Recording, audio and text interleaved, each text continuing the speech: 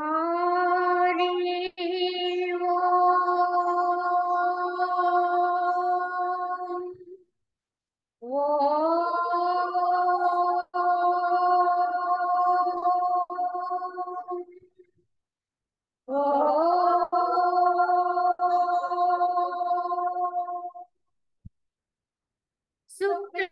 शुक्लाम्बरधरं कृष्णं शशिवर्णं चतुर्भुजं प्रसन्नवदनं ध्यायेत् सर्वविघ्नोपशान्तये अखण्डमण्डलाकारं व्याप्तं येन चराचरं तत्पदं दर्शितं येन तस्मै श्री गुरवे नमः।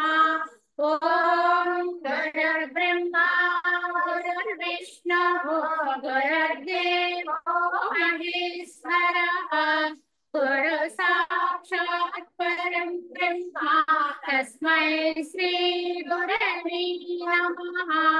वन्दे परब्रह्मचिदात्मकं सद्वन्दे गुरुं शामीशं वन्दे शिवानन्दगुरुप्रणीरं वन्दे सदा ज्ञानविवन्दनीयान् अनंत सुखदाता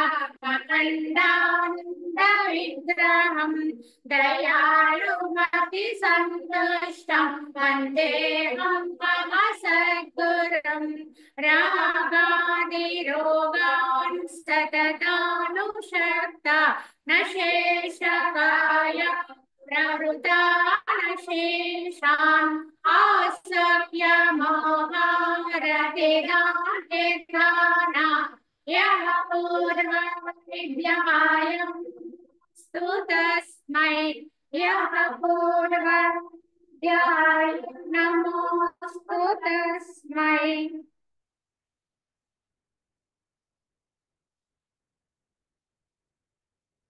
ఓం శ్రీరామచంద్ర పరబ్రహ్మణే నమః. శ్రీ వశిష్ఠ గీత ఉత్పత్తి ప్రకరణము అనేది జరుగుతుంది. ఇందులో నిన్నటి వరకు ఆత్మ సాక్షాత్కారమునకు ఉపాయములు చెప్పుకున్నాం. ఇప్పుడు ముముక్షు కర్తవ్యోపదేశం, ముముక్షుకి ఏమి కర్తవ్యమై ఉంటుందో అటుది ఉపదేశించబోతున్నారు. శ్రీరాముడు ఇలా ప్రశ్నిస్తున్నాడు వశిష్ఠ భగవాన్ని ఏమని, ఓ మునీంద్ర, ఆత్మను ఎరుంగుట మాత్రము చే జీవుని మరణాది క్లేశములేవియో కూడా ఎన్నటికీ బాధింపకుండును కదా, సరేనా అని అడుగుతున్నాడు. అంటే జవాబు ఆయనే చెప్పారు. ఇది యథార్థమేనా అని అడిగారు శ్రీరాముడు. ఏమని అడిగారైనా అంటే, ఆత్మను ఎరుంగుట ద్వారా, ఆ ఎరుంగుట మాత్రము చేత జీవుని మరలా ఎన్నడూ కూడా ఈ మరణాది క్లేశములేవి కూడా బాధింపకుండా ఉంటాయా? ఉంటాయి కదూ అని చెప్పేసి ఇది యథార్థమేనా అని చెప్పి శ్రీరాముని యొక్క ప్రశ్న. కానీ మహనీయుడైనటువంటి ఆ దేవదేవుడైన ఆత్మ ఏ తపస్సు చేత లేక ఎట్టి తీవ్ర క్లేశము చేత శీఘ్రముగా పొందబడునో తెలుపు ప్రార్థన.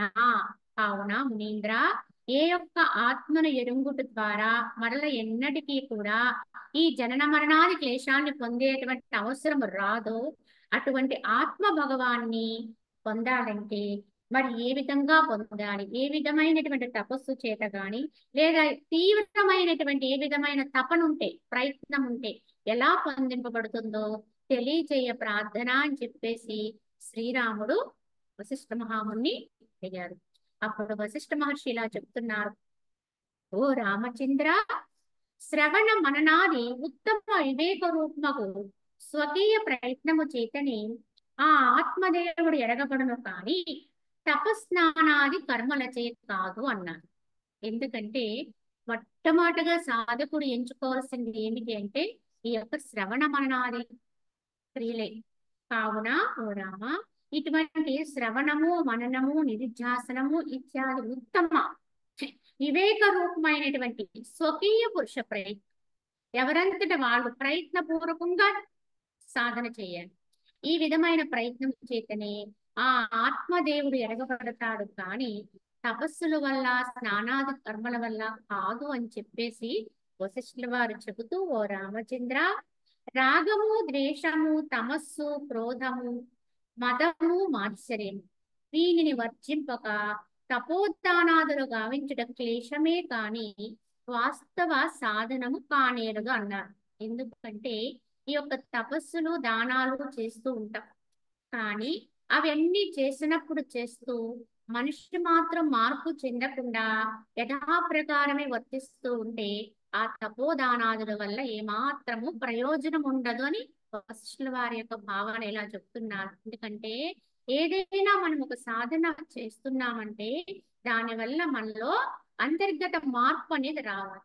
అంటే సహజంగా మానవుడుగా అంటే ఈ మనస్సులో ఉండేటువంటి గుణాలు ఏవైతే ఉంటాయో, ఈ రాగద్వేషాది భావాలు ఏవైతే ఉంటాయో, తమస్సు, క్రోధము, మదమాత్సర్యాలు అనే అరిషడ్వర్గాలు ఏవైతే ఉంటాయో, ఇవి తొలగకపోతే కనుక ఏ విధమైన సాధనా విధానాల్లో ఉన్న ప్రయోజనము లేదనే చెప్తున్నా. అవి తొలగకుండా మనం ఎన్ని తపస్సులు చేసినా, ఎన్ని దాన ధర్మాలు చేసినా క్లేశమే అవుతుంది తప్ప అది వాస్తవ సాధనము కాదు అన్నారు. కావున మనము ఎట్టి సాధన చేసినా దేని నుంచి బయటపడాలో దాని నుంచి బయటపడే దానిలోనే ఉండాలి తప్ప అసలు ఏమాత్రం మార్పు లేని సాధనలు వ్యర్థము అని గుర్తించాలి. దీన్ని బట్టి మనం రాగద్వేషాలతో కూడిన చిత్తము కలవాడి ఇతరులను మోసగించుట ద్వారా ధనమును సంపాదించి అట్టి ధనమును దానము చేసినచో ఆ ధనము ఎవరిదో అతనికి ఆ దాన ఫలము లభించును కానీ చేసిన దాతకు కాదు అన్నారు. ఎందుకంటే మనము చేసే దాన ధర్మాల్లో కూడా న్యాయబద్ధంగా ఉండాలి. ధర్మబద్ధంగా సంపాదించిందయి దాన్ని త్యాగం చేయగలిగి ఉండాలి తప్ప ఎవరినో మోసం చేసి ఎవరినో అన్యాయం చేసి చేపట్టినటువంటి ధనాదుల్ని మరలా కొంత పాప నివృత్తి కొరకు దాన ధర్మాలు చేసినంత మాత్రాన ఆ ఫలము ఆ దాతకు రాదు అన్నారు. యథార్థముగా ఆ ధనము ఎవరిదైతే ఉందో, ఆ సొత్తు ఎవరిదైతే ఉందో వారికి ఆ ఫలం వర్తిస్తుంది తప్ప మధ్యలో ఉండి ఏదో విధంగా అక్రమార్జన చేసి దాన్ని దాన ధర్మాలకు వెచ్చించిన ఆ దాతకు ఎట్టి ఫలము రాదని చెప్పారు వశిష్ఠుల వారు. దీన్ని బట్టి గమనించుకోండి. మనము ఈ యొక్క కర్మకాండలో ఉంటున్నాం కనుక చేసేది ఎలా ఉన్నప్పటికీ కూడా ఆ చేసేటువంటి తత్వం ఎలా ఉండాలో ఇప్పుడు చెప్తున్నారు. ఎందుకంటే ధర్మం, న్యాయం అనేది ముందు పెట్టుకునే వర్తించాలి సాధకుడు. వాటిని అతిక్రమించకుండానే ఏది సాధన చేసినా అప్పటికీ కూడా అది ఉత్తమ ఫలాన్ని ఇస్తుంది. అంతే తప్ప అన్నిటినీ కూడా అతిక్రమించి మరి ఎవరెవరినో కూడా అన్యాయం చేసి సంపాదించి దాన్నేదో గుళ్ళు కట్టించి గోపురాలు కట్టించి లేదా పెద్ద పెద్ద విధానాలు అందరికి గొప్పగా తను మెచ్చుకునే విధంగా దాన్ని ఖర్చు పెట్టినా ఆ బలం ఆ దాతకు దక్కదండి. ఇంకా పైపెచ్చు దాని వల్ల దేహ అహంకారం పెరుగుతుందంటే నేనే చేశాననే అహంకారంతో ఆ దైవం అనేటువంటి ఆత్మకు ఇంకా దూరం అయిపోతాను తప్ప దగ్గర కాలేమండి. కావున ఏమి చేశాము, ఎంత చేసాము అనేది కాదండి, ఏ స్థితిలో ఉండి చేశాము అనేది చాలా గొప్ప విషయం. బ్రహ్మ భావనతో చేస్తే అన్నింటికంటే ఉత్తమమైనటువంటి స్థితి అండి. ఏదైనా ఏ క్రియ అయినప్పటికీ కూడా బ్రహ్మ భావనతో చేస్తే అది యోగంగా మారుతుంది. అదే యోగ సాధన అవుతుంది.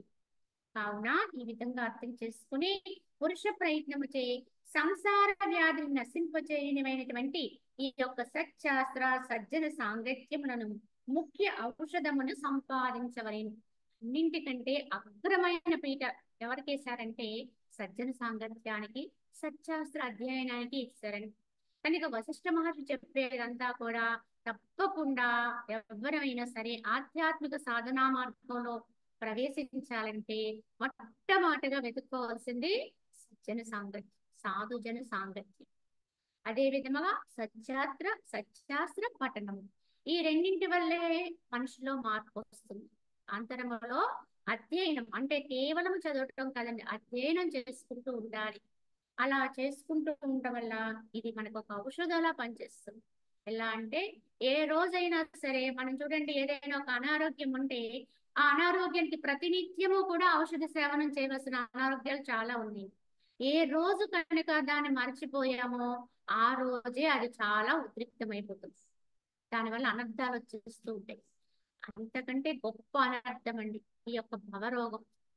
ఇది అందరికీ ఉందండి. ఇది లేదని చెప్పడానికి ఎవ్వరూ లేరు. జన్మకు వచ్చిన ప్రతి ఒక్కరిలోనూ కూడా ఈ భవరోగం ఉంటుందండి. ఉంది కనుకే జన్మకు వచ్చినాం. ఎక్కడో కారణ జన్మలకు ఉండదు తప్ప మిగతా అందరికీ కూడా భవరోగ పీడితులుగానే జన్మకొచ్చాం. కానీ మరి దీనికి వేసుకోవాల్సిన మందు ఏదైతే ఉందో ఆ మందు అనునిత్యము వేసుకోవాలి. ఏదో ఒక రోజు వేసుకున్నాం లేదా 10 రోజులు వేసుకున్నాం కదా, ఒక్క రోజు వదిలేద్దామన్నా ఆ ఒక్క రోజు వదిలేసిన అనర్థమే వస్తుంది. ఎలా అయితే మనం నిత్యము వేసుకునే మందులు మానేస్తే ఎలా అయితే అనర్థాలు వస్తాయో, ఈ యొక్క సజ్జన సాంగత్యమే ఆ దివ్య ఔషధం అని. ఒక్క రోజు నువ్వు దానికి దూరం అయిపోతే దానివల్ల ఎంతో హాని పొందుతాం. కొన్ని రోజులు దూరం అయిపోతే మళ్ళీ అసలు దాన్ని అందుకోవడంపై చాలా సమయం పడుతుంది. కావున ఏ విధంగానూ కూడా ప్రతినిత్యము కూడా రోజులో కొంత భాగాన్ని ఈ సజ్జన సాంగత్యానికి సత్శాస్త్ర పఠనానికి మనము కేటాయించుకోగలిగి ఉండాలి. అదే మనకి దివ్య ఔషధములా పనిచేస్తుంది.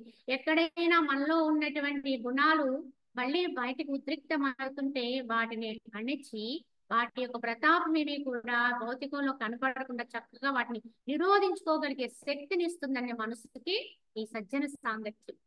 కావున ఇట్టి సత్యాస్త్రాది సంపాదనారూప పురుష ప్రయత్నము తప్ప సర్వ దుఃఖ వినాశమునకు వేరొక ఉపాయం ఎద్దియును లేదు.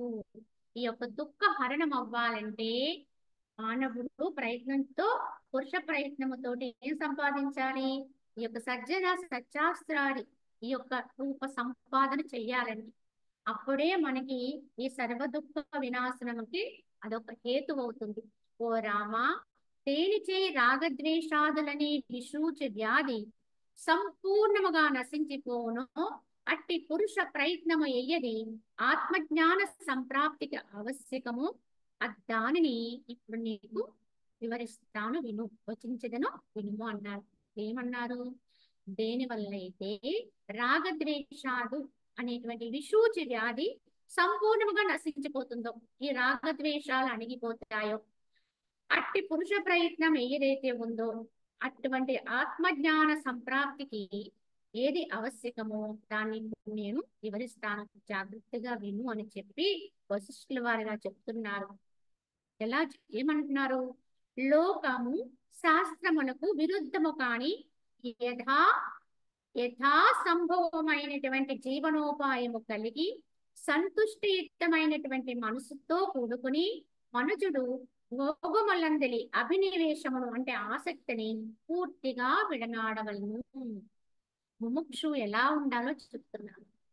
ఎందుకంటే సర్వజనులకి ఉద్దేశించి చెప్పేటువంటి జ్ఞానబోధ కేవలం శ్రీరాముడికి మాత్రమే చెప్పేది కాదు. కనుక ఈ రోజు కూడా ఒక సామాన్య మానవుడికి కూడా ఇది వర్తిస్తుంది. ఇది వారికి కూడా సంబంధించినదయ్యే ఉంటుంది ఈ జ్ఞానాన్ని పొందే విధానం. కావున ఏం చెప్పారంటే మనుజుడు తన కర్తవ్యాన్ని విడిచిపెట్టకూడదు, కర్తవ్య నిష్ఠలోనే ఉండాలి. కానీ అది ఎలా ఉండాలంటే లోకానికి శాస్త్రానికి విరుద్ధం కాకూడదు, శాస్త్ర సమ్మతమైనదై ఉండాలి. అదే విధముగా అప్పుడు అంటే కాలానుగుణంగా మార్పులు వస్తూ ఉంటాయండి. కాలానుగుణంలో మనము లోకములో ఎన్నో మార్పులు చేర్పులు చూస్తూ ఉంటాం. వాటన్నిటికీ కూడా అనుమతించదగినటువంటి క్రియ చేయాలి, అంతే తప్ప విరుద్ధమైన కర్మలకు వెళ్ళకూడదు. ఈ లోక శాస్త్రాలకి విరుద్ధము కానటువంటి యథా సంభవమైన జీవనోపాయం కలిగి ఉండాలి. ఎందుకంటే ఎవరిని కూడా జీవనాన్ని వ్యర్థంగా గడపమని కానీ అలాగే జీవనానికి అవసరమైన వనరులు చేకూర్చుకోవద్దు కానీ ఎవ్వరూ చెప్పరండి, చెప్పడం లేదు. అలనాడు వశిష్ఠుల వారు కూడా అదే చెప్పారు. అలాగే భగవద్గీత బోధించిన శ్రీకృష్ణ భగవానుడు అదే చెప్పారు. కనుక నీ జీవనోపాయం నువ్వే పొంది ఉండు. నువ్వు ఏ విధంగా అయితే వనరులు చేకూర్చుకోవాలో ఆ విధంగానే వనరులు చేకూర్చుకో. కానీ ధర్మబద్ధంగా ఉండు, శాస్త్రబద్ధంగా జీవించు. కానీ యథా సంభవమైనటువంటి జీవనోపాయాన్ని కలిగి ఉండాలి. అంటే అప్పటికి ఏవైతే సంభవం అవుతుంటాయో వాటిని ఆచరిస్తూ ఉండాలి. అలా ఆచరిస్తూ ఉంటూ స్వయం సంపాదనాపరుడై అంటే లోపల ఆత్మ సంపాదన ఉండాలి, బయట కూడా యొక్క లోక వ్యవహారం కొరకు కూడా ఎవ్వరి దగ్గర కూడా చెయ్యి చాచనేటువంటి పరిస్థితిలోని జీవించాలి. అందుకు పురుష ప్రయత్నం చేయాలి, ప్రయత్నపరుడై ఉండాలి. ఎవరికి తోచింది వారు విధానంలో ప్రయత్నించి జీవనోపాయాన్ని కలిగి ఉండాలి, జీవనోపాధి కలిగి ఉండాలి. కావున అలా ఉంటూ సంతుష్టియుతమైనటువంటి మనసుతో కూడుకున్న వాడై అలా జీవిస్తూ మనసులో ఎప్పుడు కూడా తృప్తి కలిగి ఉండాలి. ఎప్పుడు కూడా అక్కడ వెలితి అనేది ఉండకూడదు. అటువంటి మనసుతో కూడుకుని ఎప్పుడు వస్తుందండి సంతుష్టి అంటే? ఎవరికైనా సరే నిత్యతృప్తిగా ఉండాలి అంటే మరి ఎలా అంటే, కోరికలు ఎంత తగ్గితే అంత సంతృప్తి అండి. కోరికలు ఎంత అణిగితే అంత ఆనందం. ఇది యథార్థం. కావున ఇక్కడ కోరికే అన్ని దుఃఖాలకి మూలమవుతుంది. నిత్య తృప్తి అంటే ఏమిటి? తన దగ్గర ఉన్నదాంతో హాయిగా ఉంటాడు వాడు.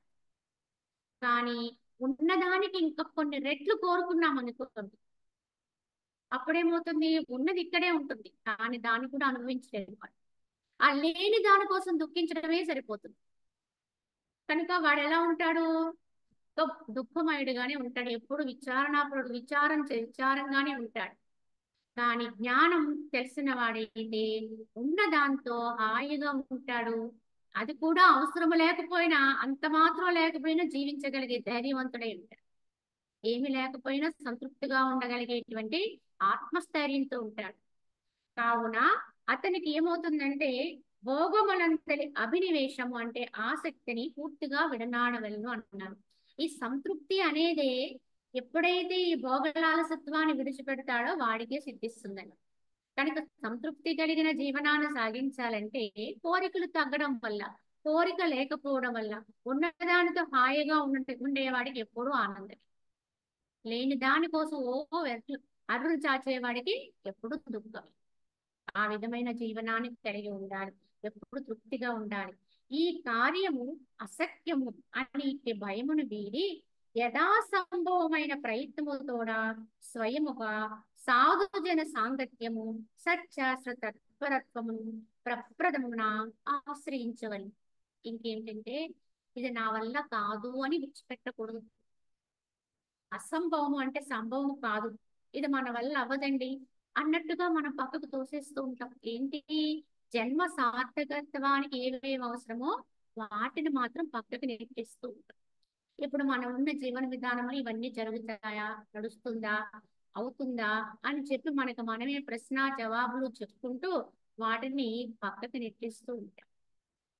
కావున ఈ కార్యం అసత్యము, చేయడానికి వీలు కానిది. కనుక ఈ సాధుజన సాంగత్యాలు, ఈ యొక్క గ్రంథ పఠనాలు, లేకపోతే ఇతరత్ర సాధనా మార్గాలు ఇవన్నీ కూడా మనకి వల్ల కాదని భయంతో వాటిని విడిచిపెట్టడం అనేది మానేయాలి.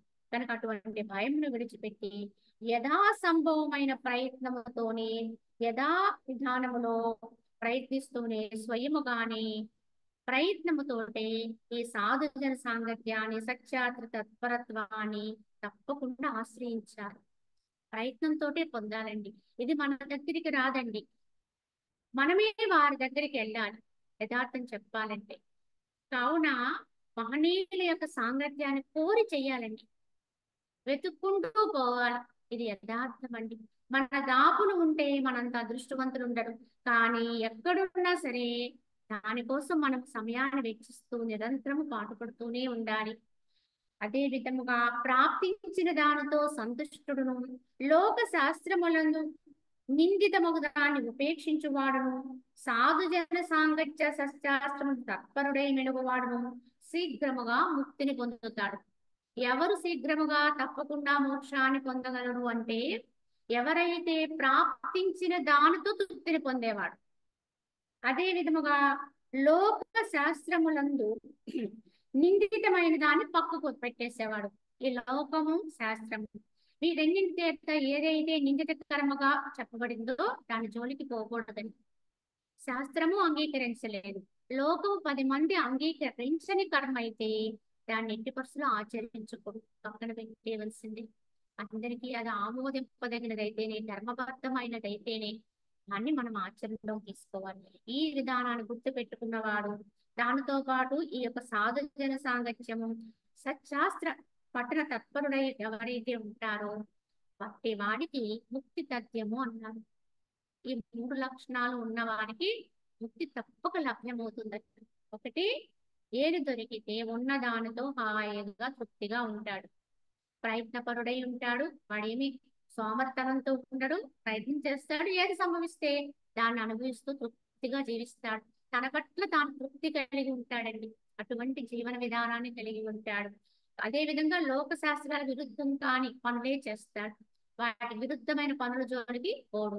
మూడోది ఏంటి? సాధుజన సాంగత్యము, సత్శాస్త్ర పఠనం. ఈ మూడింటిని జీవితంలోకి ఎవరైతే ఆహ్వానిస్తారో, తప్పకుండా వాటి క్రమంలోనే జీవనాన్ని గడుపుతారో అట్టి వారికి ముక్తి తథ్యం అంటున్నారు. ఎవరు? వశిష్ఠ మహర్షి వారి తీర్మానం చేశారు. దీన్ని బట్టి అర్థం చేసుకోండి, మన జీవనాన్ని ఇలా సాగించడం ద్వారా మనకి మోక్షానికి అర్హత ఏర్పడుతుంది అనేది గమనించాలి.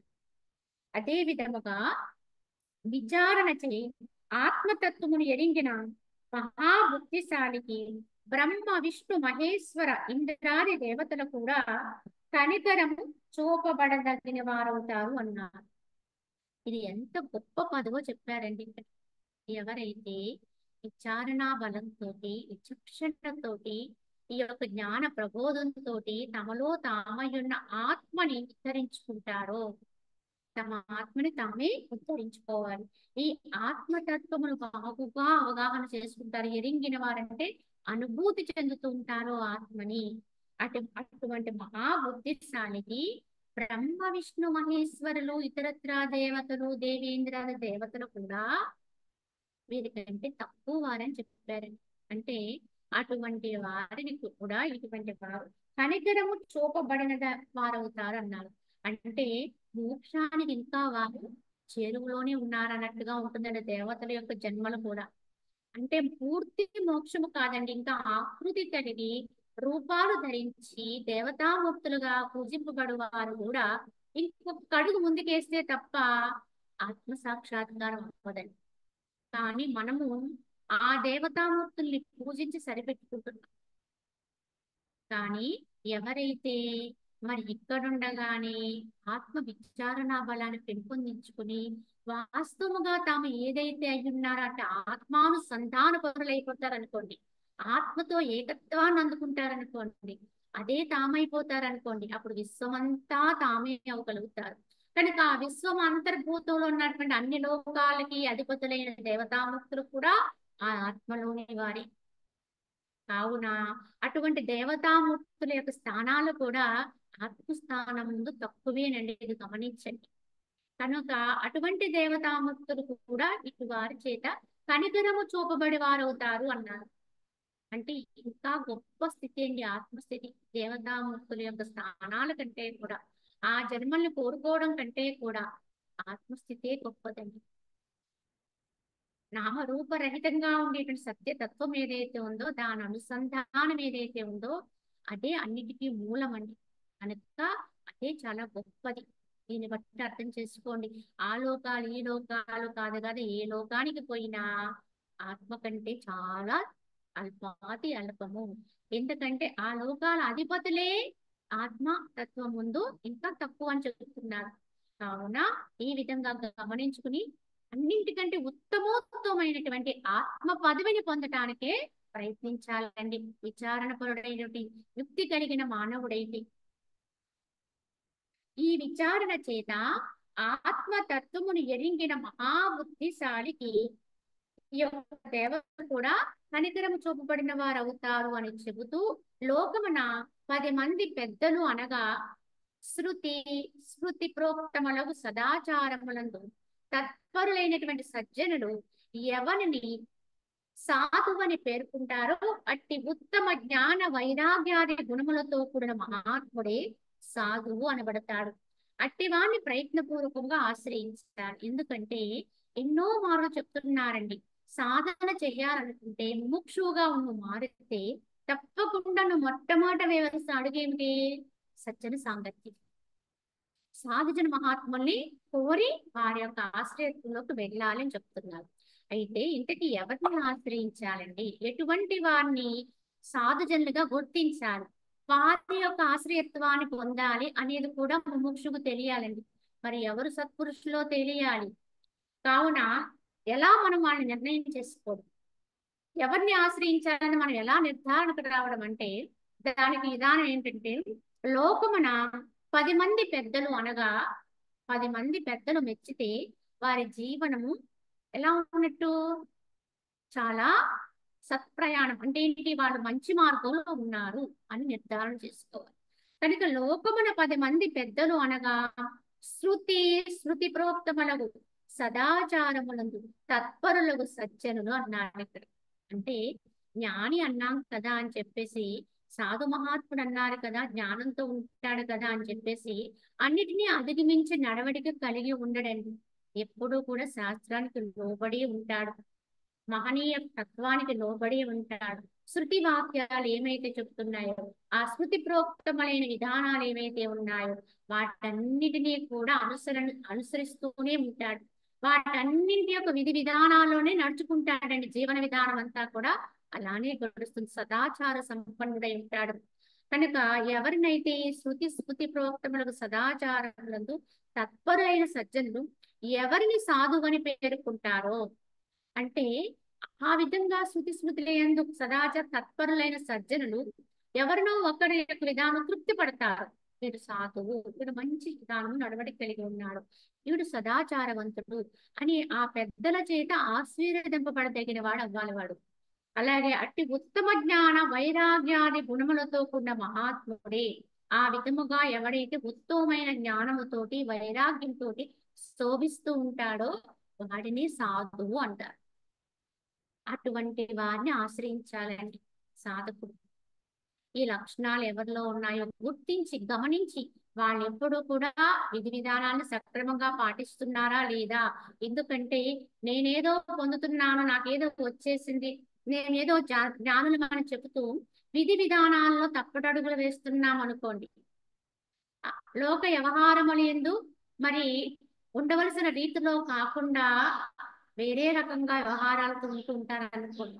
అందరి చేత ఆమోదింపబడిన క్రియలు కాకుండా తిరస్కరింపబడిన క్రియాకలాపాల్లో ఉంటూ ఉంటారనుకోండి, వాళ్ళని సాధువులు అంటానికి సరిపోరండి. వారు ఎంత జ్ఞానము కలిగిందనుకున్నా, లేదా యోగ తత్పరులైనా, యోగాభ్యాసంలో వాళ్ళు మహిమాన్వితులైనా నడవడిక సరిగా లేకపోతే వారిని సాధువులుగా గుర్తించడానికి వీలు లేదు. కావున ఆధ్యాత్మిక జీవనం ఉన్నతమంతా కూడా చెప్పాలంటే నైతిక జీవనం మీద ఆధారపడి ఉంటుందండి. ఈ నైతిక జీవన విధానము సరిగా ఉండాలి. ఇది తృప్తిగా ఉన్నవాడే ఆధ్యాత్మిక జీవన విధానంలో మెట్టులు ఎక్కగలుగుతాడని. ఈ రెండింటి యందు కూడా ఎవడైతే ఆమోదింపబడతాడో అట్టివాడు మనకి ఎవడైతే దొరుకుతాడో వారిని సాధు మహాత్మ గుర్తించి వారి ఆశ్రయత్వాన్ని పొందుతుంది. వారి ఆశ్రయత్వంలో నిర్భయంగా మనం తరించగలుగుతాం. ఆ విధానం ఉండాలని సాధు మహాత్ములను తెలుసుకోవడానికి ఇది ఒక సూచికండి. ఈ లక్షణాలు వారిలో ఉన్నాయి, వారందరికీ ఆమోదనీయులే అన్నట్టుగా ఉన్నప్పుడు వారిని ఆశ్రయించాలి. అదే విధముగా విద్యలోకెల్లా ప్రధానమైన విద్య, ఎందుకంటే విజ్ఞాన అధ్యాత్మ విద్య అని చెప్పారు. అన్ని విద్యల్లో కల్లా గొప్ప మేటి విద్య ఏమిటి అంటే అధ్యాత్మ విద్య. ఈ ఆత్మని అధ్యయనం చేసే విద్యే గొప్ప విద్య. అటువంటి ఆత్మజ్ఞాన ప్రతిపాదకమగు విద్య ఏదైతే ఉందో అదే గొప్ప విద్య. తద్విచారణ రూపమగు కథ యొక్క ఆశ్రయమైన ఉపనిషదాది గ్రంథములే సత్శాస్త్రాలు. ఇట్టి సత్శాస్త్రమును విచారించుటచే మనుషుడు ముక్తిని పొందుతాడు. ఎందుకంటే ఎటువంటి వారిని ఆశ్రయించాలో చెప్పారు, ఎటువంటి వారిని సాధు అంటారో చెప్పారు. అలాగే ఏ గ్రంథాన్ని పట్టుకోవాలి. సత్శాస్త్ర పఠనం అని చెప్తున్నారు కదా అని చెప్పేసి ఏవో మనకి తెలిసిన గ్రంథాలు, ఏవో పురాణాలు లేకపోతే ఇత్యాది పట్టుకుని కాలక్షేపంగా కథలుగా చదువుకుంటే ఉపయోగం లేదండి. అందుకే సత్శాస్త్రాలను ఏంటంటారో కూడా ఇక్కడ వివరణ చేస్తూ విద్యల్లోకెల్లా ప్రధానమైన ఈ ఆధ్యాత్మ విద్య ఎంతో గొప్పది. కనుక అటువంటి ఆధ్యాత్మ విద్య అంటే ఏంటి? ఆత్మతత్వ విచారణ. ఇటువంటి ఆత్మతత్వ విచారణాయుక్తమైనటువంటి దానికి ఆశ్రయం ఏమిటి అంటే ఉపనిషత్తులు ఇత్యాది గ్రంథాలండి. కావున అటువంటి ఉపనిషదాది గ్రంథములే సత్శాస్త్రములు అనబడుతాయి. ఈ ఉపనిషత్తులు ఎక్కడి నుంచి వచ్చినాయండి అంటే వేదాల నుంచి వచ్చినాయండి. ఈ వేదాంతర్భాగమైన ఉపనిషత్తుల్లోంచే మనకి భగవద్గీత ఉదయించింది. ఇవన్నీ కూడా మన అధ్యయనం చేయదగినటువంటి ఆశ్రయించదగినటువంటి సత్శాస్త్రాలు. ముఖ్యంగా మనం గమనించవలసింది ఏంటంటే ఆత్మజ్ఞాన ప్రబోధక గ్రంథములే సత్శాస్త్రములు అనబడతాయి. ఆత్మజ్ఞానాన్ని స్వచ్ఛంగా ఉన్నది ఉన్నట్టుగా ఏ గ్రంథము ద్వారా అయితే నువ్వు వ్యక్తం చేసుకోగలుగుతావో, తెలుసుకోగలుగుతావో అవే ఉత్తమమైనటువంటి గ్రంథాలు. వాటిని ఆశ్రయించాలి, వాటిని పఠనం చేయాలండి. అటువంటి జ్ఞాన ప్రబోధం చేయగలిగిన వాడి ఉత్తమ సాధకుడు, ఉత్తమమైనటువంటి సాధుజనులుగా గుర్తించాలి. ఆ విధంగా వారిని మనం ఆశ్రయించాలి. నీటి ఎందలి మురికి చిల్లగించి నశించిపోయినట్లుగా జనుల యొక్క బాహ్య మనోవృత్తులు యోగాభ్యాసము క్షయించినట్లును సత్శాస్త్ర సాధుజన సాంగత్యం వలన జనించే వివేకము చేత అవిద్య అంతయు బలాత్కారముగా నశించిపోవును అన్నారు. ఏమన్నారు ఇక్కడ అంటే నీటిలో ఉండేటువంటి ఆ మురికి అంతా కూడా, బురద అంతా కూడా చిల్లగింజ చేత నశించిపోతుంది. అవి ఎంత మురికి నీరైనప్పటికీ కూడా మన పూర్వీకులు ఉపయోగించే మంత్రం ఇది, ఒక తంత్రం. చిల్లగింజ అంటే ఇండుపు గింజ. దాన్ని రంగరించడం ద్వారా అంటే ఒక మట్టి కుండలో నీటిని పోసి ఆ మురికి నీరైనప్పటికీ కూడా అందులో చిల్లగింజ రంగరించేవారు. దానికి పెట్టి ఆ కుండకు పెట్టి అరగదీస్తే ఆ గంధం వచ్చేదండి. ఆ గింజ అరిగినప్పుడు వచ్చేటువంటి గంధం ఏదైతే ఉందో దాని ప్రభావం చేత ఆ నీటిలో ఉన్నటువంటి ఆ మురికి అంతా ఎదిగిపోయి ఆ నీటి అడుగు చేరిపోయి ఆ కుండలో పైకంతా కూడా ఏమొచ్చేది అంటే తేటమైనటువంటి నీరు వచ్చేది. వాటిని తీసుకుని మంచినీరుగా ఉపయోగించు. ఎలా అయితే ఆ నీటిలో మురికినంత చెల్లగింజ ఏకతీస్తుందో, నశింపచేస్తుందో, అదే విధముగా ఈ జనుల యొక్క బాహ్య మనోవృత్తులు యోగాభ్యాసము చేత క్షయిస్తాయి. యోగాభ్యాసం చేసే వారికి గొప్పతనం ఏమిటంటే ఈ యొక్క బాహ్యము అంతరం యొక్క మనస్సు యొక్క వృత్తులన్నీ కూడా యోగాభ్యాస పరుడికి అంటే ప్రాణాయామాది క్రియల ద్వారా తప్పకుండా మనస్సు అధీనంలోకి వస్తుంది. ఈ ప్రాణాయామంతో కూడినటువంటి అభ్యాసాన్ని యోగాభ్యాసం అంటారు.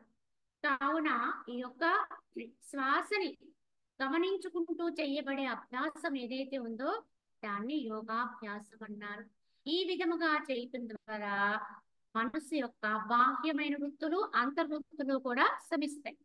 అది ఎలా సాధ్యమో, చిల్లగింజతో నీరు తేటపట్టడం ఎంత సాధ్యమో అదే విధముగా ఈ యొక్క సాధుజన సాంగత్యము, సత్శాస్త్ర పట్టణాల వల్ల జనించే వివేకము చేత అవిద్యాని అంతా కూడా బలాత్కారముగా అయినా సరే నశించుకో తప్పక నశిస్తుందని అర్థం.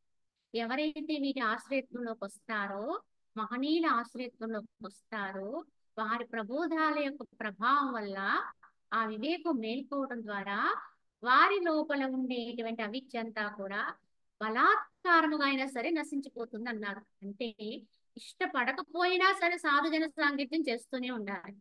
మనకి ప్రియంగా అనిపించినా అనిపించకపోయినా ప్రారంభములో తప్పక మనం ఇదే క్రియను పదే పదే పదే పదే పెట్టుకుంటే క్రమంగా మనకి దాని పట్ల ప్రియత్వ భావన వస్తుందండి. వినగా వినగా వినగా ముందుగా మనసు అంగీకరించదండి. ఎందుకులే, ఇది మనకు అవసరమా, ఇటువంటి వాక్యాలు చెబితే ఎందరు వింటారండి? యథార్థంగా ఆలోచించండి. ఇవాళ మనం చెప్పే ఈ వాక్యాలు ఎంతమంది తీసుకుంటారండి, ఎంతమంది వింటారండి అంటే చాలా వేళ్ళ మీద లెక్క పెట్టొచ్చండి. ఎవరో ఎందరో వింటారనేటువంటి భావనతో దీన్ని వ్యక్తం చేసేది కాదు. ఏదో కొద్ది మంది ఎవరికైతే అర్హత ఉందో వారికి చేరితే చాలండి, సార్థకత్వం వచ్చినట్లే. కావున ఇటువంటి వాక్యాలు వినాలంటే చాలా మందికి వెగటుగా అనిపిస్తాయి. ఎందుకంటే ఆ మనసు వాటిని తీసుకోదండి.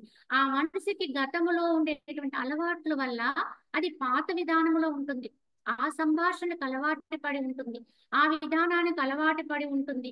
సత్యాన్ని చెబితే కఠోరంగా ఉంటుందండి. ఏదైనా సరే సత్యవాక్యం అనేది చెప్తూ ఉంటే అది వినడానికి కఠోరంగానే ఉంటుంది.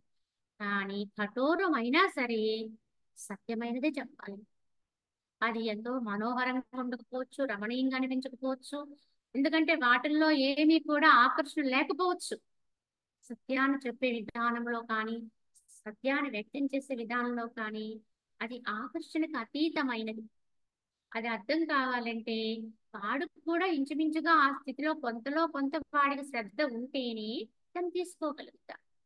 కానీ ఏదో ఒక విధంగా ఎవరైనా సరే బలాత్కారంగా అయినా ఇదే క్రియని క్రమం తప్పకుండా చేస్తూ ఉంటే మేబీ వాడిలో ఉండే అజ్ఞానము వాడికి తెలియకుండానే పారిపోతుంది. కొన్నాళ్ళకి వాడిలో మార్పు కొట్టొచ్చినట్లుగా ప్రత్యక్షంగా కనపడుతుంది.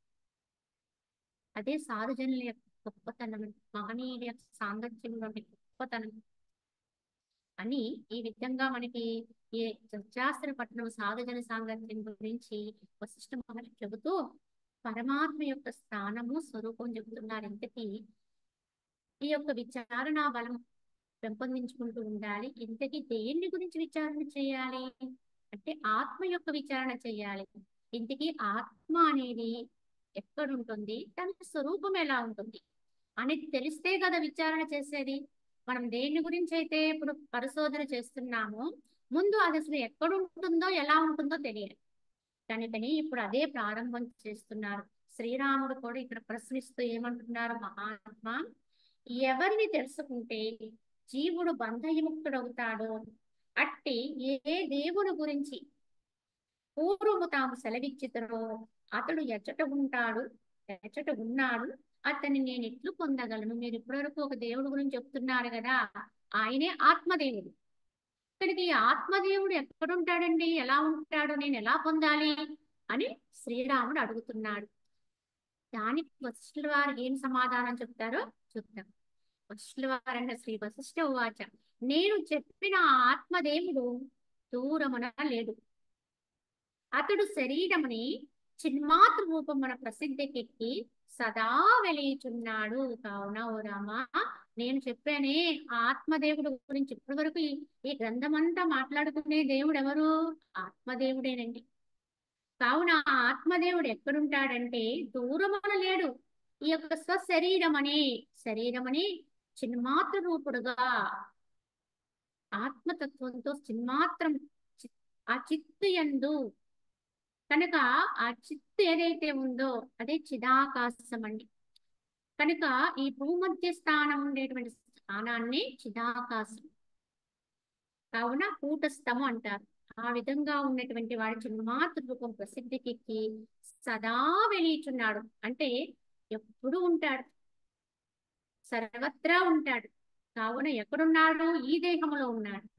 ఆ ఆత్మదేవుడే, నీ దేహములో ఉన్న ఆత్మదేవుడే, ఈ దేహములో చిన్మాత్రుడుగా ఉన్న ఆత్మదేవుడే ఈ ప్రపంచమంతయు కూడా ప్రపంచాది అధిష్టానమతడు. కావున అంటే ఈ ప్రపంచానికి కూడా అదే విధంగా ఆయనే అధిష్టాన దేవత ఉన్నాడు. ఈ దేహానికి అధిష్టాన దేవత ఆత్మే. అలాగే యావత్ జగత్తుకి కూడా అధిష్టానుడెవడు, ఆత్మే. కావున అతడే కావున సర్వవ్యాపి అతడు దృశ్య ప్రపంచాకారుడు కాడు. ఇంతకీ అధిష్టానం అతని, ఈ జగత్తు అంతటికి కూడా అధిష్టానంగా అతనే ఉంటున్నాడు. ఈ జగత్తు అంతటా కూడా దాని మీదే ఆత్మదేవుడి మీద ఆధారపడి వర్తిస్తున్నది.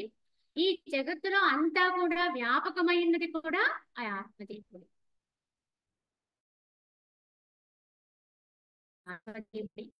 కావున అలా సర్వవ్యాపి అతడు దృశ్య ప్రపంచాకారుడు కాడు అన్నారు.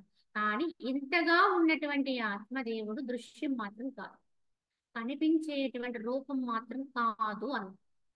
లోపలున్నాడు, బయట ఉన్నాడు, దేహములో ఉన్నాడు, దేహ వెలుపులా ఉన్నాడు, జగత్తు అంతటా నిండి ఉన్నాడు, సర్వ వ్యాపకుడుగా ఉన్నాడు. కానీ కనిపించే దృశ్యం మాత్రం కాదు అన్నారు.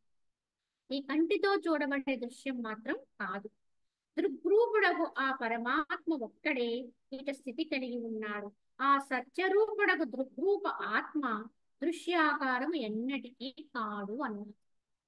కావున ఆ దృగ్రూపుడగా పరమాత్మ ఒక్కడే ఇక్కడ స్థితి నిశ్చయంగా ఉన్నాడు, సత్యమై ఉన్నాడు. ఇంకేది నిత్యం కాదండి, ఉన్నది ఒక్కటే. కనుక ఆ పరమాత్ముడే స్థితి కలిగి ఉన్నాడు. ఆ సత్యరూపుడకు దృగ్రూప ఆత్మ దృశ్యాకారం ఎన్నటికీ కాదు. కావున ఆ సత్యరూపుడైనటువంటి ఆత్మ ఉన్నాడే, ఆ ఆత్మ దృశ్యాకారం, చూడబడుతున్న ఈ దృశ్యాకారుడు మాత్రం కాదు. కేవలం ద్రష్టలా ఉంటాడు తప్ప, దృక్రూపంగా ఉంటాడు తప్ప దృశ్యం మాత్రం కాడండి. ఈ జగత్తుగా మనకు కనపడుతున్నటువంటి ఏ యొక్క ఆకృతి కూడా ఆకృతిగా మాత్రం కాడు. ఆకృతి మాత్రం కాదండి, కానీ అంతటా ఉన్నదని ఆయనే. ఆ శివుడు చిన్మాత్రమే, అంటే ఆత్మే. ఇప్పటి వరకు మనము శివుడు శివుడు అని చెప్పుకుంటున్నటువంటి దేవుడు ఉన్నాడే, ఆ శివుడే ఆత్మయే. ఆ శివుడు ఆత్మయే. సరే, విష్ణువు అని చెప్తున్నామే, ఆ విష్ణువు చిన్మాత్రమే. అదే విధముగా సూర్యుడు అని చెప్తున్నారు, సూర్యుడు చిన్మాత్రమే. బ్రహ్మదేవుడు చిన్మాత్రమే. అంటే ఏంటి? ఈ అన్ని దేవతా రూపాలుగా ఉన్న అన్ని దేవుళ్ళు కూడా అదే ఆత్మస్వరూపులు, ఒకే ఆత్మస్వరూపులు. బ్రహ్మదేవుడు వేరు, విష్ణు వేరు, శివుడు వేరు, సూర్యుడు వేరు, ఇలా కాదు. ఒకే శక్తి చేత నింపబడినటువంటి వేరు వేరుగా కనిపిస్తున్నటువంటి ప్రతింప చేస్తున్న రూపాలే తప్ప, యథార్థముగా వారందరి యందు అన్ని మూర్తి స్వరూపాల యందు నిండి ఉన్నది ఒకే ఆత్మశక్తి. అంటే లోకపాలకులుగా చెప్తున్నటువంటి మహాత్ముల్లో ఉన్నదే ఈ యొక్క ఏకైక శక్తి అని చెప్తున్నారు. అదే విధంగా ఆలోచిస్తే సర్వాత్మకుడైన సర్వులందు కూడా ఉన్నది ఆ ఒక్క ఏకైక శక్తి ఒక్కటేనండి. అది మనం తెలుసుకోగలిగి ఉండాలి, గమనించాలి. కావున మనము రూపాలను గమనించి ఆకృతుల్ని బట్టి రూపాలు ఎంచుకుని ఈ దేవుడు ఆ దేవుడు, ఆ ఆలయం ఈ ఆలయం, కనుక ఇది ప్రసిద్ధి అది అక్కడ ప్రసిద్ధి అన్నట్టుగా మనము చూస్తూ భేదాలు పొందుతూ ఉంటాం. ఇది శైవత్వము అది విష్ణుత్వము అంటాం. నిజానికి శైవతత్వము విష్ణుతత్వము అన్ని తత్వాలకి మూలము ఈ ఆత్మ. ఈ ఆచారాలు వేరు, ఆ సాంప్రదాయాలు వేరు అంటారు. వీటిని పట్టుకుని ఇక్కడే ఉండిపోతున్నాం అనుకోండి, అసలు మూలంలోకి ఎప్పటికీ వెళ్ళలేమండి. ఇలానే ఆగిపోతున్నారు. చాలా వరకు మనం ఇక్కడిక్కడ ఇలానే ఆగిపోతున్నాం. ఇది ఒక్కటే సత్యం అనుకుంటాం, ఇంకేది కాదనుకుంటాం. ఎప్పుడైతే ఇది ఒక్కటే అన్నామో, ఇక ఏదో ఇంకొకటి దాన్ని మనం వేరు చేస్తున్నట్టు, అంటే భేదం వచ్చినట్టే. భేదం వచ్చిందంటే అక్కడ అజ్ఞానం ఉన్నట్టే, అంటే అది సంపూర్ణమైనటువంటి జ్ఞానం కాదని. ఎప్పుడైతే ఎవరికైతే అభేద జ్ఞానం సిద్ధిస్తుందో, ఒక్కటిగా ఏకంగా ఉన్నదాన్ని దర్శించుకోగలిగే స్థితి ఏర్పడుతుందో, ఆ అవగాహన కలుగుతుందో, ఏ నిజమైన యథార్థ జ్ఞానం, భేదరహితమైనటువంటి జ్ఞానం. అప్పుడు అన్నిటిలోనూ కూడా ఏకత్వ స్థితిని అనుభవించగలుగుతాడు, సర్వమత సమన్వయుడు కాగలుగుతాడు. ఇట్టి జ్ఞానము లేకపోవడం వల్లే మనకి లోకములో ఇన్ని రకాల విధానాలు కలిగినాయండి. మతాలని, భేదాలని, కులాలని, అవన్నీ ఇలా మనం విచ్ఛిన్నం చేసుకుంటాం. వాస్తవానికి ఉన్నది ఒకటే సత్యం. ఇది ఎంతో మంది మహనీయులు వెలుగెత్తి చాటారు. ఇవాళ మనకి పురాణంలో అంటే చరిత్రలో నిలిచిపోయిన మహానుభావులు ఎందరో ఈ విషయాన్ని గళమెత్తి పలికారండి. ఇప్పుడు అన్నమయ్య మహాభక్తుడు అంటారు. ఆయన వెంకటేశ్వర స్వామి భక్తుడు అనుకుంటే వారికి తెలుసండి మనకి. కనుక ఆయన పాడినటువంటి పాటలు, కీర్తనలు ఎంతో ప్రసిద్ధి గాంచినవి. కానీ ఆయన కూడా ఏమి ఎలుగెత్తి చాటారు? అంతిమంగా ఆయన భక్తి యొక్క పారవస్యములో అది పరాభక్తిగా మారినప్పుడు ఆయన పొందినటువంటి స్థితి ఏమిటంటే ఏకత్వ స్థితిని. అందుకే ఆయన గళమెత్తి చాటారు, బ్రహ్మం ఒక్కటే పరబ్రహ్మం ఒక్కటే. మరి ఎందుకు తీసుకోమండి వీటిని? అంటే మనకు అనువైన వాటిని తీసుకుంటున్నాము, మనకి అనువు కాని వాటిని, అంటే మన మనసు అంగీకరించిన వాటిని వదిలేస్తున్నాము. ఏ మహానుభావుడైనా ఈ ఏకత్వ స్థితినే చాటారండి. ఇవాళ మనం అనుకున్నట్టుగా వాళ్ళెవ్వరూ కూడా ఈ రకమైన భేదాన్ని బోధ చెయ్యలేరు మూలంలో. ఏ మత ప్రవక్తలు కూడా ఎక్కడా కూడా ఒక తారతమ్యంతో కూడినటువంటి బోధ చేయలేదండి. చేస్తే వాళ్ళ ప్రవక్తలు కారండి. కానీ కాలక్రమేణా మానవుడే దానికి తమ యొక్క అజ్ఞానపు రంగును పూసి వారి యొక్క బోధనకి ఇప్పుడు ప్రచారానికి తెచ్చి రకరకాల వ్యత్యాసాలు సృష్టించి మతోన్మాదులైపోతున్నారు. యథార్థంగా ఆలోచిస్తే సత్యం ఒక్కటే. ఇదే వెలుగెత్తి చాటగలిగి ఉండాలి. కావున ఆ బ్రహ్మ విష్ణు మహేశ్వరుడు సూర్యుడు ఇత్యాది దేవతామూర్తులు అందరిలో కూడా ఉన్నది నేనే. ఏ మూర్తిలో ఉంటే ఆ క్రియ జరుగుతుందండి. అక్కడ బ్రహ్మదేవుడు సృష్టికర్త, విష్ణు పాలన, రుద్రుడు లయకర్త, సూర్యుడు అన్నిటిని ప్రకాశింపచేసేవాడు. అన్ని తానే. అక్కడికి వచ్చి అది చేస్తాడు, ఇక్కడికి వచ్చి అన్నిటిలో కూడా ఉండి రూపాలు వేరే కానీ తత్వం ఒకటే, శక్తి ఒకటే, పని ఒకటే. ఇలా ఉందండి మన యొక్క ఆత్మతత్వం యొక్క స్థితి. అందరిలో కూడా ఇదే రకంగా ఉంది. నీలో, నాలో, సర్వుల్లో, చెబుతున్న వారిలో, వింటున్న వారిలో ఉన్నది ఒక్కటే తత్వం అండి. చెప్పేవారిలో ఉన్న ఆత్మదేవుడు చెబుతూ ఉంటాడు, వినేవారిలో ఉన్న ఆత్మదేవుడు వింటున్నాడు, అంతే తేడా. ఇక్కడ చెప్పేవాళ్ళు వినేవాళ్ళు వేరే ఎవరు లేరండి. తానే చెబుతాడు, తానే వింటాడు, తానే చేస్తాడు, తానే అనుభవిస్తాడు. అన్నిట్లో కూడా ఉన్నది ఒకటి. ఇచ్చేవాడు వాడే, తీసుకునేవాడు వాడే, పెట్టేవాడు వాడే, భుజించేవాడు వాడే. ఇలా గమనిస్తే జగత్తంతా బ్రహ్మమయమేనండి. ఈ స్థితి ఎప్పుడు అందుతుందో ఏ జ్ఞాన ప్రతీక, జ్ఞానానికి పరాకష్ట. అది స్వయంలోంచి పుట్టాలి, అంతేకాని మాటలతో వచ్చేది కాదు. కేవలము మనం ఏదో ప్రదర్శన చేస్తే నిలిచేది కాదు. ఇది యథార్థం. స్వయములో ఎవరికైతే ఆత్మానుభూతి కలుగుతుందో, ఆ అనుభవంలోకి వస్తారో వారి సహజ లక్షణం అయిపోతుంది ఈ అభేద స్థితి అనేది, ఈ సహజత్వం అనేది చేస్తుంది. కావున ఇక్కడ ఏం చెప్తున్నారు అంటే, దృశ్య విషయముల నుండి విముక్తుడగుట, లేక విషయ శూన్యముగా ఆత్మవైపునకు మరలుట, ఇదే మనుజుని యొక్క జ్ఞానావస్థ. ఇట్టి ఆత్మస్థితి ఎరిగినచో జీవుడు ఎన్నటికీ మరలా దుఃఖమును పొందడు. ఇదే గుర్తండి. ఆత్మస్థితి అనుభవం వచ్చడానికి ఇదే గుర్తు. ఏమిటి అంటే, దృశ్య విషయముల నుంచి వాడు పూర్తిగా విముక్తిని పొందుతాడు. దేని చేత కూడా వాడు బంధింపబడడండి. వాడు సర్వ స్వతంత్రుడై ఉంటాడు. కనుక వాడికి ఎందుకు ఎందుకు స్వతంత్రుడై ఉంటాడు అంటే, వాడు ఏది కోరడు. ఈ ప్రాపంచిక విషయాల నుంచి ఏది ఆశించడు. ఎలా ఉన్నా ఆనందమేనండి. ఏమైనా ఆనందమే, ఏదైనా మంచి అనుకుంటాను. కనుక వాడికి పరతంత్రత ఉండదు, స్వతంత్రుడై ఉంటాడు. ఏది అభిలషించి ఉండడు కనుక ఏదైనా ఆనందంగానే ఉంటాడు. కావున దానికి విడుదల పొందుతాడు. లేని ఈ విధంగా ఉన్నాడు అంటే, ఈ యొక్క దృశ్య విషయ శూన్యత్వంలో అంటే దాని నుంచి ఏం తీసుకోకుండా ఉన్నాడంటే వాడు ఎక్కడున్నట్టు లెక్క. ఇది వదిలేశాడు అంటే వాడు ఉండే చోటు ఉన్నాడు అని అర్థమే. దీన్ని వర్జించాడు అంటే దాన్ని పట్టుకున్నాడు అని అర్థం. దానితోటి ఉన్నాడండి, దానిలోనే ఉన్నాడండి అంటే ఇది విడిచిపెట్టాడు అంటే ఇది అందు తావులేదండి. కనుక అసత్యానికి సత్యములో తావులేదండి. ఎన్నటికీ తావులేదు, చోటు లేదు. కానీ అసత్యములోనే ఉన్నవాడికి సత్యం ఎప్పుడు గుర్తురాదు. కేవలం అసత్యాన్ని పట్టుకున్నాడు అనుకోండి, సత్యము విస్మరణ అయిపోతుంది. కావున ఏదో ఒక్కదానిలో దీనిలో ఉంటే అది వదిలిస్తాడు, దానిలో ఉంటే దీన్ని మర్చిపోతాడు. ఇప్పుడు మనం ఎక్కడున్నాము అనేది మనం గుర్తు చేసుకోవాలి. మనలాంటి వాళ్ళని ఇంకా అది పొందలేదు, ఇది వదలలేదు. కానీ ఇది వదిలేయాలని ఉంది, అది పట్టుకోవాలని ఉంది. ఇదేనండి సాధన. సాధకుడుగా ఉన్నవాడికి వచ్చే ఘర్షణ అంతా ఇక్కడే ఉంటుంది. అంటే వదిలేయవలసిన దాన్ని పూర్తిగా వదలడు, పట్టుకోవలసిన దాన్ని ఎందు నిశ్చయం పొందడు, పూర్తిగా స్థిరుడు కాడు. అయినప్పటికీ కూడా వాడు దీనికోసం ప్రయత్నిస్తూ ఉంటాడు, దాన్ని విడిచిపెట్టలేకుండా ఉంటాడు. ఈ క్రమంలోనే సాధకుని మనసులో కొంతకాలం ఘర్షణ వస్తుంది. ఈ ఘర్షణే మనకి కొన్ని బాధలుగా అనిపిస్తాయి.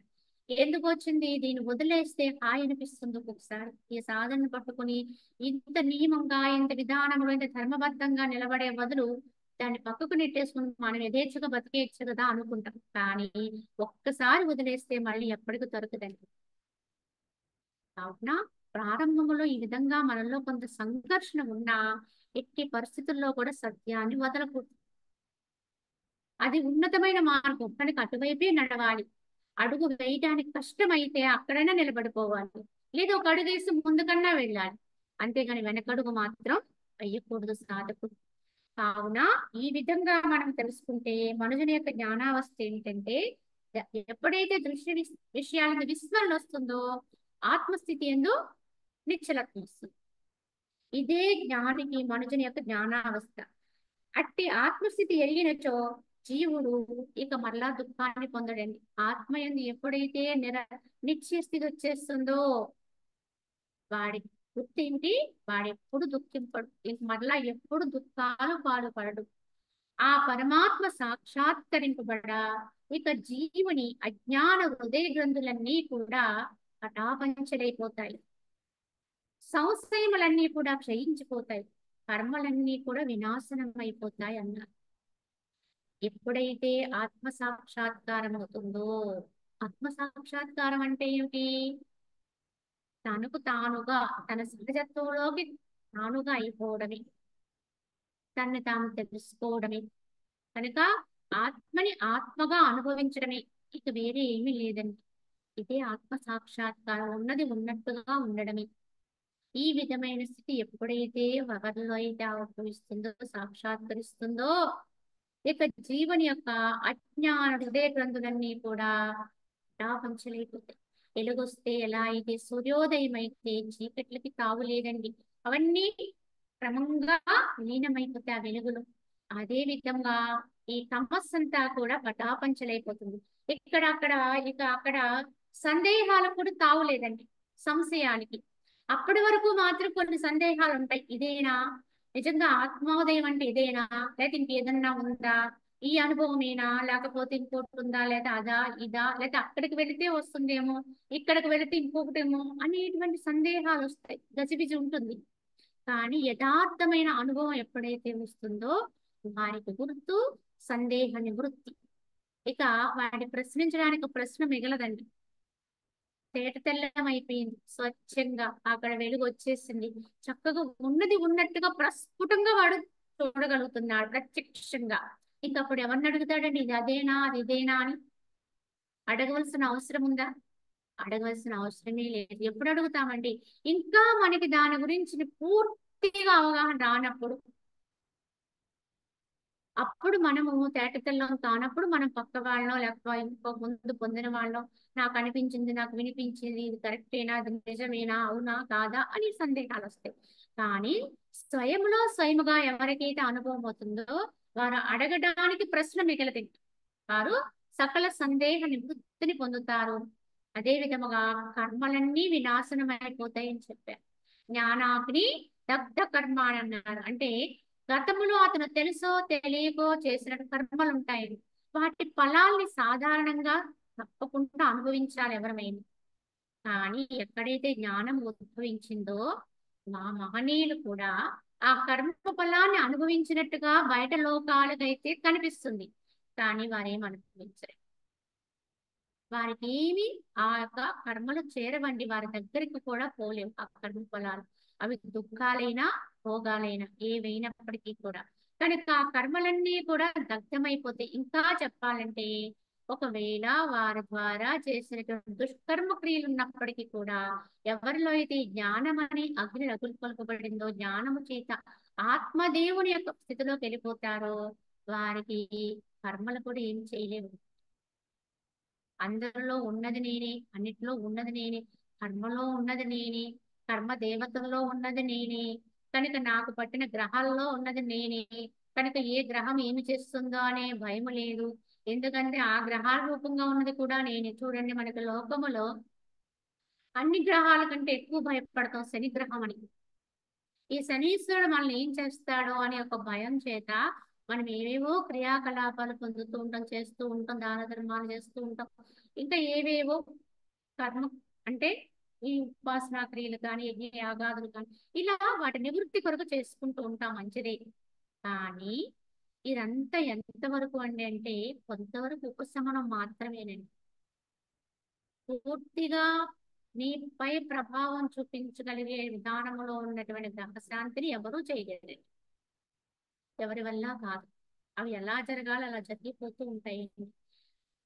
కానీ జ్ఞానం అనేటువంటి స్థితి ఎవరికైతే వచ్చిందో, ఆత్మస్థితిలో ఉంటాడో, ఆత్మ అనుభవ స్థితిలో ఉంటాడో వారు దేనికి వెరవరండి. కనుక ఆ కర్మ ఫలాలుగా వచ్చేటువంటి, ఆ గ్రహ ఫలాలుగా వచ్చేటువంటి కర్మల్ని కూడా ఆయన ఆహ్వానిస్తాడు మీకోసం. ఎలా అయితే అతిథులు వస్తూ ఉంటే, ఆ అతిథులు వస్తున్నారా రండి మీకోసం ఎదురు చూస్తున్నాను అని చెబుతాం కదా, అలాగా జ్ఞానం కలిగిన వాడు కూడా ఏ కర్మ ఫలాన్ని అలాగే ఆహ్వానిస్తాడు. దానికి ఏమి ఎరగడు, అంటే భయపడడు. కనుక ఏమి చేస్తావు, నేను అదే ఆత్మని, నువ్వు అదే ఆత్మవి, కనుక అనుభవింపజేసేది నేనే, అనుభవించేది నేనే, కనుక ఏం చేసుకున్నా నన్ను నేను చేసుకోవడమే అన్నట్టుగా అయిపోతాడు అనుకోండి. అప్పుడు అతను ఇంకేం చేయగలరండి? అతను ఏ గ్రహం ఏ రకంగా బాధించటానికి, ఏ రకంగా అతన్ని హింసించటానికి మరి అక్కడ ఎలా వీలవుతుంది? నువ్వు ఏమి చేసినా నాకు ఆనందమే అంటాడు. ఎలా ఉన్నా అది ఆనందమే. కనుక నువ్వు నేను ఒకటే అన్నాడు. ఆ గ్రహం కూడా నిర్వీర్యమైపోయింది ఆత్మస్థితిలోకి వెళ్ళిన వాడి విషయం. కనుక అది వచ్చిన దాన్నే వెనక్కి లేదా వచ్చినా ఏమి చేయలేదు. అందుకే జ్ఞానాగ్ని దగ్ధ కర్మ అంటే కారణం ఏమిటంటే, ఈ విధమైన ఏకాత్మ స్థితికి వెళ్ళిన వాడికి ఏ ఒక్క విధానంలో కూడా దుఃఖాలనేవి కానీ ఇంకోటి కానీ దరి చేరవండి. అతని కర్మశేషాలే మిగలవు ఇంకా అనుభవానికి. కనుక అతనికి జన్మ విముక్తికి వెళ్ళిపోతాడు. కనుక కర్మశేషాలు లేనప్పుడు ఇంకా అతని దేని ప్రభావానికి లోనవుతాడంటే దేనికి లోనవు.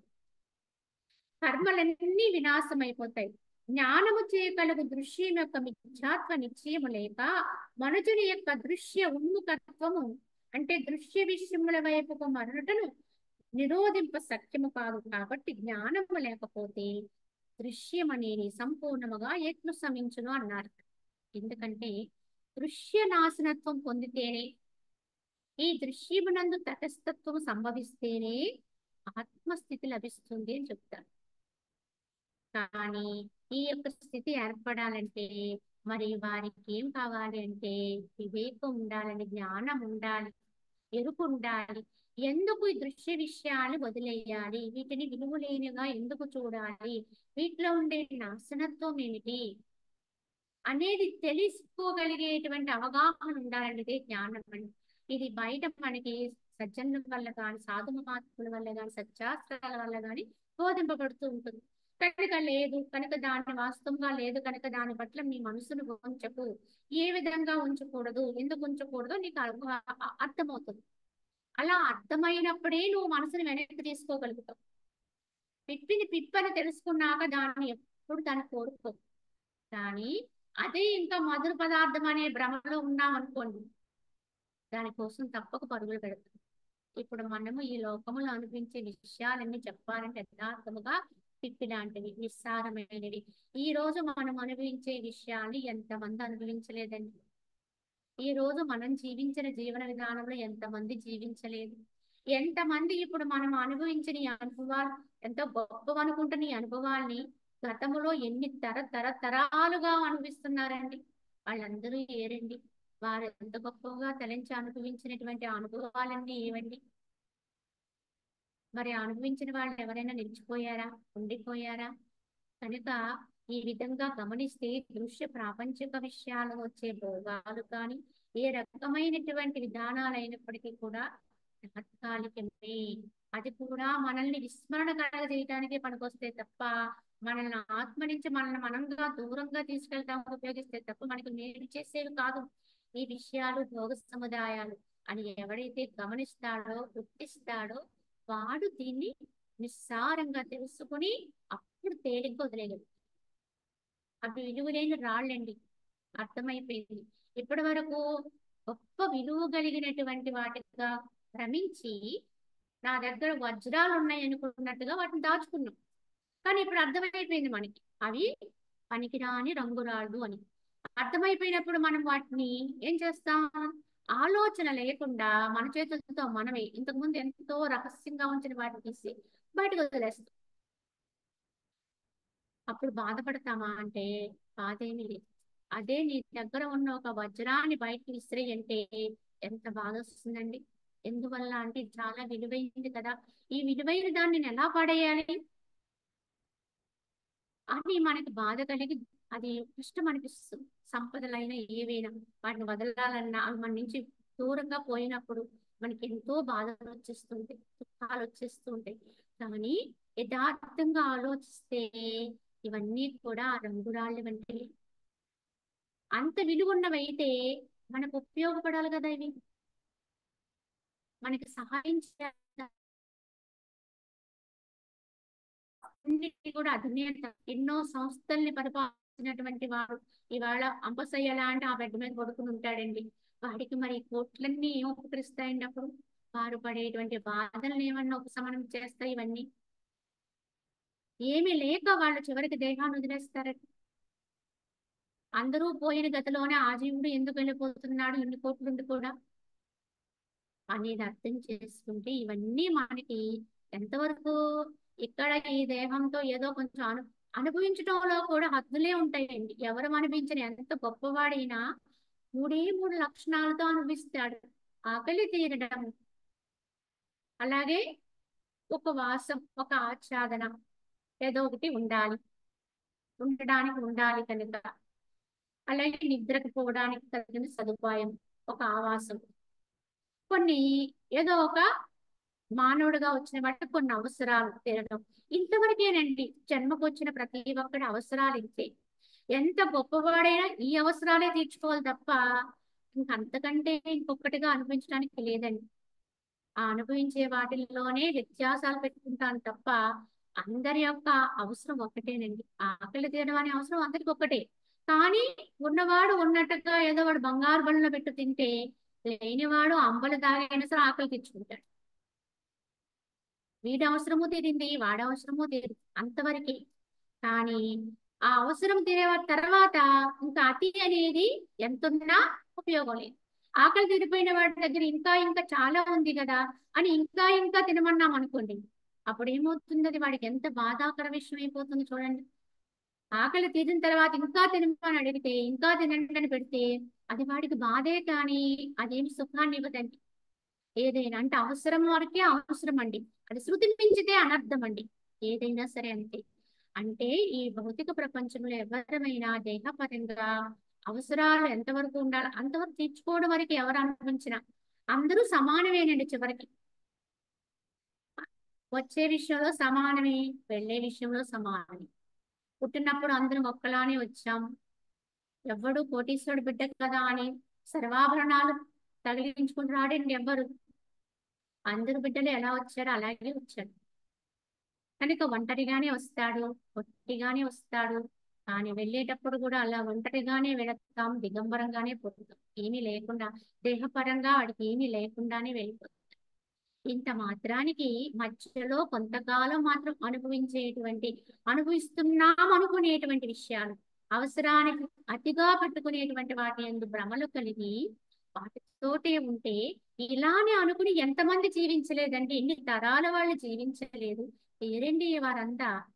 రాజాది రాజులను గొప్ప గొప్ప చక్రవర్తులే లేరు. వారు పరిపాలించిన రాజ్యాలు లేవు, వారు కట్టిన కోటలు లేవు. ఈ రోజు ఎక్కడో భూమి అంతర్భాగంలో అవన్నీ శిథిలమైపోయింది. ఇలా ఆలోచన చేస్తే ప్రతి ఒక్కడికి వైరాగ్యం వస్తుంది. కావున దృశ్య విషయాల్ని వదిలేయటం అంటే భారంగా వదిలేయటం కాదు, కష్టంగా వదిలేయటం కాదు. సత్యం తెలుసుకుని, యథార్థం తెలుసుకుని, విలువ లేనివని గ్రహించుకుని, విలువ లేని వాటిని ఎలా చూస్తావో అలా చూడడం, అదే వైరాగ్యం. వైరాగ్యం అంటే విలువ లేని వాటిని విలువ లేని వాటిగా గుర్తించి వాటి పట్ల వ్యామోహం లేకుండా ఉంటే నువ్వు వైరాగ్యుడు. ఇంత మాత్రానికి మనం దాన్ని పెద్ద పెద్ద శబ్దాలు పెట్టి పదాలు పెట్టి అది చాలా కష్టం అనుకుంటాం. కానీ ఇలా మనం అవగాహనకు వస్తే వైరాగ్యాన్ని పొందడం అనేది చాలా తేలిక. లేని వాటిని లేని వాటిగా చూసి, విలువ లేని వాటిని విలువ లేనట్టుగానే ఉంచి, ఏది విలువైందో దాన్ని పట్టుకుని ఉండడమే. అందుకనే ఈ దృశ్య విషయాల్ని మరి ఎవరైతే సంసక్తి లేకుండా ఉండాలి అంటే ముందు వాటి గురించినటువంటి విషయ పరిజ్ఞానం మనకు ఉండాలి. దాన్ని జ్ఞానం అన్నారు, అవగాహన ఉండాలి. ఇవన్నీ పిప్పి లాంటివే, ఎందుకు నిస్సారములు కదా అని తెలుసుకోగలిగిన వాడు దేన్నైనా తేలిగ్గా వదలగలుగుతాడు. దేన్నైనా తేలిగ్గా వదలగలిగిన వాడే ఆత్మదేవుణ్ణి ఆలింగనం చేసుకోగలుగుతాడు. ఇక నువ్వు తప్ప ఇంకేమి లేదు నాకు. నువ్వే సత్యం అన్నట్టుగా ఆ మనస్సు వెళ్ళి ఆ జీవుడు వెళ్ళి ఆ జీవుడే మనస్సు కనుక అది వెళ్ళి ఆత్మని ఆలింగనం చేసుకున్నట్టుగా హత్తుకుని ఇంక విడిచిపెట్టదండి. ఇంకింతకు లేదు, ఇంకింతకు మించిన ప్రాప్యస్థానము లేదన్నట్టుగా దాన్ని ఎప్పుడైతే అత్తుకుపోతుందో క్రమేపీ లయత్వాన్ని పొందుతుంది. ఈ లయత్వ స్థితిని అనుభవించిన వాడికే సత్యం ఎరుకవుతుంది. ఇదండి. కనుక విషయాలు విషయాలుగా తెలుసుకుంటే వాడిని వదలటం చాలా తేలిక. తెలియని వాళ్ళమే చాలా కష్టమని భావిస్తూ ఉంటాం. కనుక దానికి తగినటువంటి జ్ఞానం ఉండాలి. కావున ఈ యొక్క దృశ్యరహితమగు చిత్స్వరూపాత్మ అంటే జ్ఞానము చే దృశ్యరాహిత్యము లేకుండా ఇట్లు సంప్రాప్తించము. ఆత్మస్వరూపం వైపునకు మరలుట కేవలము దృశ్య నిరోధము చేతని. ఎందుకంటే విషయాన్ని విడిచిపెడితేనే నువ్వు ఆత్మతో సంగమం కాగలుగుతావు. వాటి ప్రలోభంలో ఉన్నావో ఆత్మ వైపు రాలేదు. ఆ మనసు అటు నుంచి ఇటు రాదండి. కనుక వాటిలో ఉండే నిస్సారం తెలుసుకుని వదిలే స్వచ్ఛందంగా మన ఇంట్లోకి మనం వచ్చేస్తాం. అంగట్లో ఏమీ లేవండి, అవన్నీ వ్యర్థమండి. ఆ దుకాణాలన్నీ కూడా బయటకు ఆర్భాటంగా కనిపించేవే కానీ యథార్థంగా అవేమి మనకు పనికొచ్చేవి కాదు అని తెలుసుకుంటాం అనుకోండి, ఎప్పుడూ అంగడి సరుకే మోహపడం. ఇంటి సరుకే పరిపూర్ణంగా మనం మిగులునిస్తాం. అంటే ఏంటి? ఈ ఇల్లు అంటే మన ఆత్మ ఇల్లే, మన స్వస్థానమే, మన స్వగృహం అదే. కనుక ఇవన్నీ బయటవన్నీ అంగడలే. కనుక వీటిలో ఎక్కడా కూడా ఎక్కడా నిజత్వము లేదు, సత్యత్వము లేదు. అవన్నీ పరాయివి అని తెలుసుకున్న వాడెవడో వాడు ఆత్మస్థానంలో నిశ్చయం కాగలుగుతాడు అని చెప్పేసి వశిష్ఠుల వారు చెబితే, దీంట్లోనే రాముడు అలా అంటాడు, మహాత్మా యద్దానిని గాంచినచో జీవుడు సమస్త మనోమోహములు లెస్సగా దాటిపోయిను అట్టి పరమాత్మ యొక్క రూపమును నాకు యథారీతి వచింపుము అన్నారు. ఇంతకీ ఇప్పటి వరకు అది పొందటానికి ఏమేమి మార్గాలు, జ్ఞానమే దానికి అవసరం అని చెప్పారు. కానీ మరి అటువంటి పరమాత్మ యొక్క రూపం ఏదైనా ఉంటుందా? మరి ఆయన ఎలా గుర్తించాలి అని అడుగుతాడు శ్రీరాముడు. అప్పుడు వశిష్ఠుల వారు అంటారు, ఏ జ్ఞాన మహాసాగరమన ఈ విద్యారూప దృశ్య ప్రపంచం యొక్క అత్యంత అభావము కలదో అట్టి జ్ఞాన స్వరూపమే పరమాత్మ యొక్క రూపము అన్నారు. ఇంతకీ ఒకే ఒక్క మాటలో చెప్పేశారండి భగవంతుడు. ఆ ఆత్మదేవుడు ఇంతకీ అలా చెబుతున్నటువంటి ఆత్మస్థితిలో ఉండిన ఆ దేవుడి యొక్క రూపం ఎలా ఉంటుందని అడిగాడు రాముడు. అప్పుడు ఆయన చెప్పారు, ఈ దేవుడి రూపం ఇలా ఉంటుంది, ఆయన కిరీటం పెట్టుకుంటారు, ఈ రకమైన ఆభరణాలు ధరిస్తారు, లేకపోతే అలా ఉంటారు ఇలా ఉంటారని చెప్పలేదు. మరి ఏం చెబుతున్నారైనా? ఏ జ్ఞాన మహాసాగరమున ఈ విద్యారూప దృశ్య ప్రపంచం యొక్క అత్యంత అభావం అంటే లేకుండా అయిపోతుందో, ఎవరి యొక్క జ్ఞానం పరిపక్వతకు వచ్చేసి బాగా ఉన్నతం అయిపోయి ఆ జ్ఞాన మహాసాగరంలో అందులో కించిత్ కూడా స్థానం లేకుండా అయిపోద్ది. ఏంటి? ఈ విద్యా ప్రపంచం, ఈ జగత్ ప్రపంచం ఇదంతా కూడా అభావత్వాన్ని పొందేస్తుంది. అంటే లేనిదైపోద్ది. అంటే ఇంకా ఆ జ్ఞానికి ఈ జగత్ అంతా కూడా అసలు లేనట్లుగా తోస్తుంది, విద్య అయిపోతుంది. అలాంటి అభావ స్థితి ఎప్పుడైతే సిద్ధిస్తుందో అట్టి జ్ఞాన స్వరూపమే పరమాత్మ యొక్క రూపం అంటారు.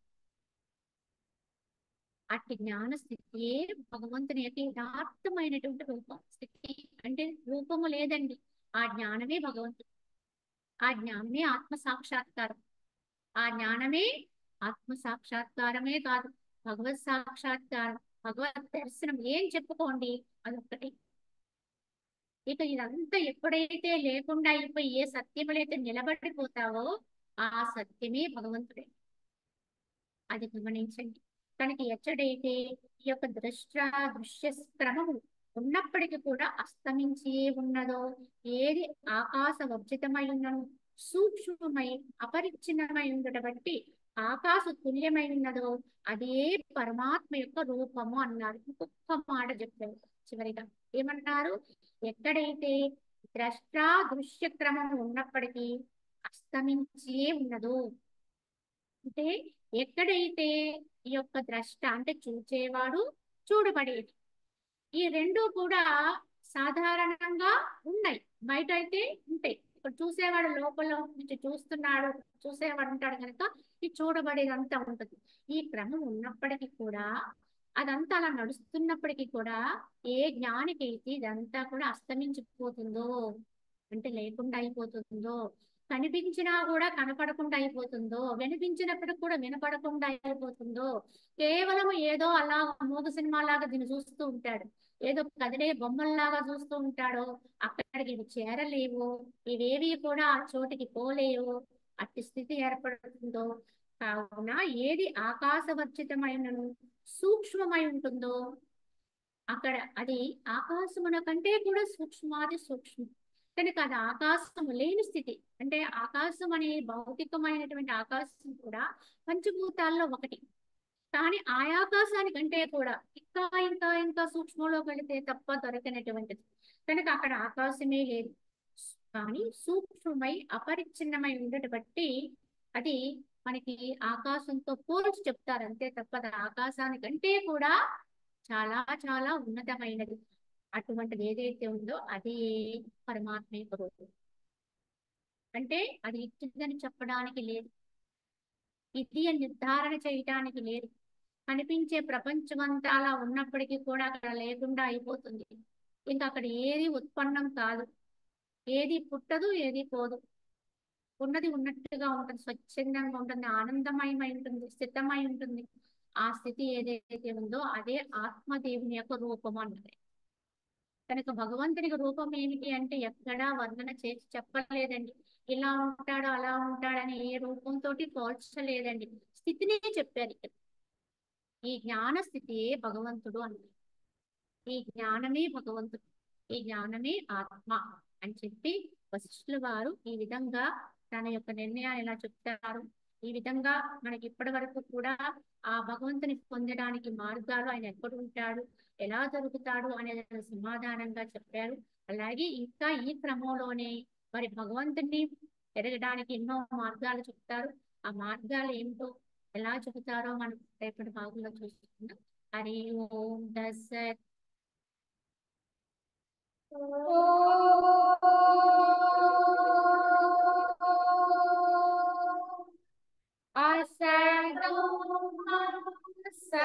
సత్యమయ తమసో జ్యోతిర్గమయ మృత్యోర్మా అమృతంగమయ. ఓం శాంతి శాంతి శాంతి.